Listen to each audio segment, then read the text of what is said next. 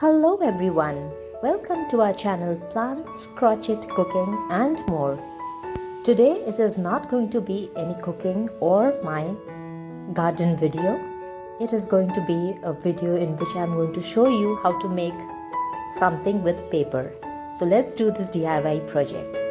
I have had these papers. These are the papers which come along with the Amazon products. So I had kept them for quite some time. But I had been procrastinating this.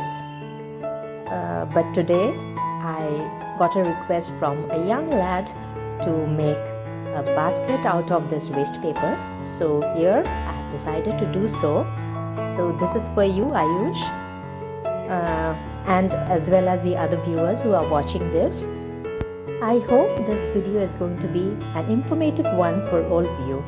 And do try this out at home. You can use newspapers as well in place of this. If you don't have this paper, you can use the newspapers as well.